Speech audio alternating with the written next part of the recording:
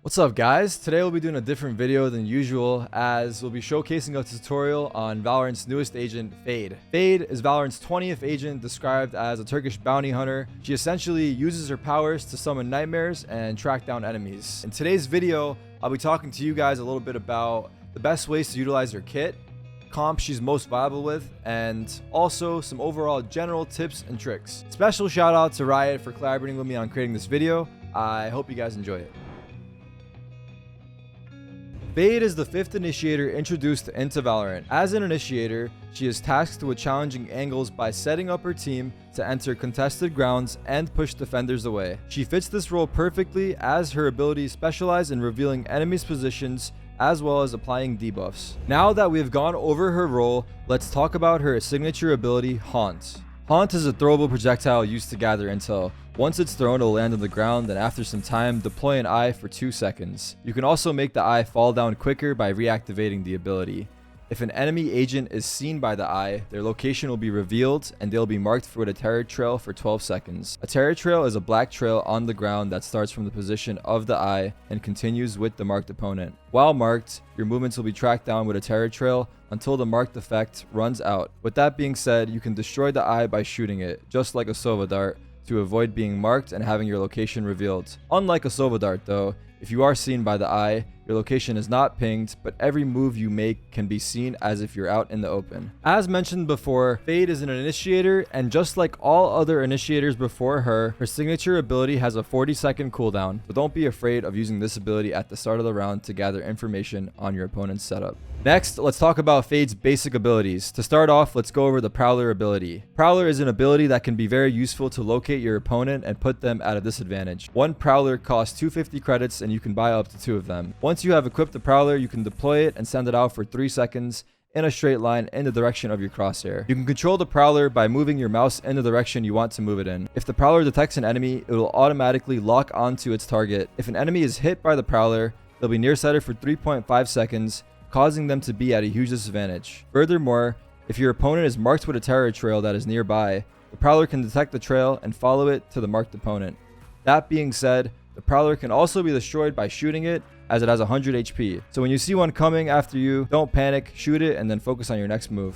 Fade's other basic ability is Seize. Seize costs 200 credits and can only be bought once. Fade equips a knot that can be thrown into the air for 1.5 seconds before falling to the ground on its own. Upon impact, it will send out a pulse from where it landed. If an opponent gets hit by the pulse, they'll be held in place by a tether for 4.5 seconds, as well as being deafened and having their HP decayed by 75 hit points. In addition to that, it cannot be destroyed like her previous abilities that we have gone through. While being tethered, you cannot leave the area of where the knot landed and where the pulse radius was. Despite all of this, if you happen to be playing an agent that has a teleport ability, you can escape the tether. For example, if you are playing Omen, you can use your Shrouded Step ability to break the tether. This works for Chamber's Rendezvous and Yoru's Gate Crash as well. So, to all the Jetmans out there like me, good luck trying to escape.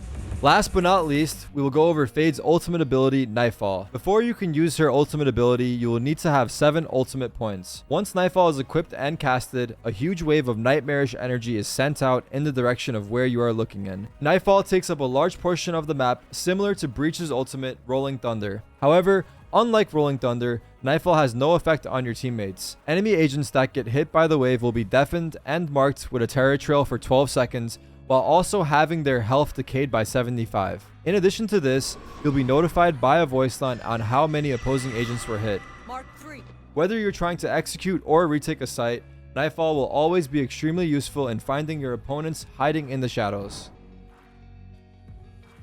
Now that we've gone through Fade's abilities, let's talk about how to maximize her potential starting on the attacker's side.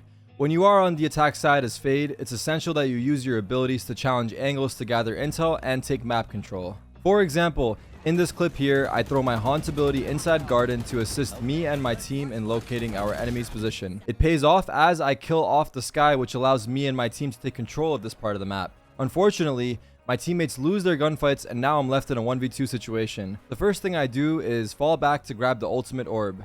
Next, I carefully push up, clearing angles to try and isolate a 1v1. I'm able to kill off the Brimstone Halls and then put my attention towards Hookah.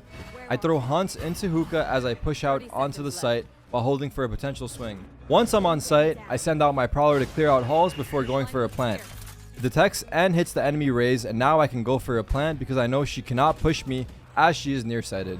I cast my ult in the direction where the shots were coming from to aid me in securing the round. Since Raze got hit by Nightfall, she's now deafened, allowing me to run up without her knowing my position, and ultimately leading to an easy kill and winning the round for my team. Now let's move on to the defender's side. When you are defending as Fade, you can use your utility to deny and execute from the opposing team. For instance, in this clip here, I noticed that the enemy was showing a lot of presence towards the A site. With quick thinking, I deployed my C's ability to stop a push from right side maze, and then moved back site to delay the push even more by casting Nightfall. I ended up marking 4 enemies and deployed my Prowlers to push my opponents further back. Here's a perfect example from a pro match where Fade is on defense. Off the Cypher cam, Fade casts her ultimate ability towards A main to luckily tag all 5 opponents. This allows Cypher to capitalize on this opportunity as the enemy is now at a huge disadvantage. While Fade and Cypher hold the opposition off, their teammates are able to fully rotate to A heaven safely. Now they can continue with their aggression since the hit has been stalled and held back. This creates enough pressure in this situation to cause the opponent to be pushed back even more, which ultimately leads to a round loss. Although Fade didn't get a kill in the round, it just shows how much impact she can provide with just her utility. It really showcases how much anxiety and fear her abilities can create towards opponents. What's up, dudes? I just want to give a quick reminder. If you haven't hit that subscribe button, smash that shit right now. I appreciate all the support. You guys are the best. Moving on from Fade's playstyles, let's talk about how well she can synergize with other agents. Agents that pair really well with Fade are the ones that are able to combine their utility with hers. That can be said for many agents, but one in particular is Raze. Fade and Raze are very compatible as their abilities can be used to lock down an area and kill off your opponents. For example, Fade can throw her C's ability while Raze follows up with her paint shells. This will cause the enemy to either delay their push or result in losing members of their team. Another way you can pair these two agents is by combining them with Raze's ultimate ability, Showstopper. These two agents are extremely powerful together as they can create opportunities for you and your team. Regardless of whether it results in getting kills or creating space, this will put your team into an advantage to help secure the round. Aside from Raze, other agents that can work well with Fade are initiators just like herself. An initiator that pairs really well with Fade is Breach because of how well their abilities match up. For example, their ultimates can be used to execute or retake a site by applying heavy pressure to the opposing side. You can even add Brimstone's ult, Orbital Strike, to apply even more chaos onto the map, which creates a really neat sequence of synergy. If you were to be hit by Nightfall and Rolling Thunder at the same time, you would be knocked up into the air, concussed for 6 seconds, while also being deafened and marked with a terror trail for 12 seconds. You can see in this clip that Sentinel Sick is having a great time experiencing all of this at once. He's really happy to be here. On top of that, Fade's C's ability and Breach's Aftershock can also make for a deadly combo as well. All jokes aside, these two agents are very strong together, especially when executing on a site or even during a retake situation. Now that we have a better understanding on how Fade works, let's talk about what maps to play her on. So far, in the competitive scene, teams have been playing her mainly on Ascent, Split, Icebox, and Fracture. It's still too early to decide what maps she is truly the best at, but it's safe to say that she can perform really well on a wide variety of maps. I'll briefly go over Ascent and Split to showcase some ways you can use her abilities for your own games. Starting off with Ascent, her abilities can be used extremely well on both sides to add pressure towards the enemy team. For example, when defending on B with Fade, you can use your C's ability to stop your opponents from attacking. This is also a great map for the Fade Raze combo. It works very well on this map as you can do it at the start of the round in a number of locations. You can throw the two abilities in the main area of either site to stop early aggression, or even from cat towards tiles to delay a mid control. Fade's ultimate is also particularly strong on Ascent as it can cover an entire site when deployed. With that being said, it's very clear that Fade's abilities are powerful when used properly in a team environment. Shifting away from Ascent, let's now move on to Split. I'll show you guys some cool lineups that you can try in your ranked games with your Haunt ability. If you start on the attack side, you can throw your Haunt ability over A main to get info on any opponents that are hiding on site or rafters. In order to do this, you need to line yourself up with the bottom row of the staircase,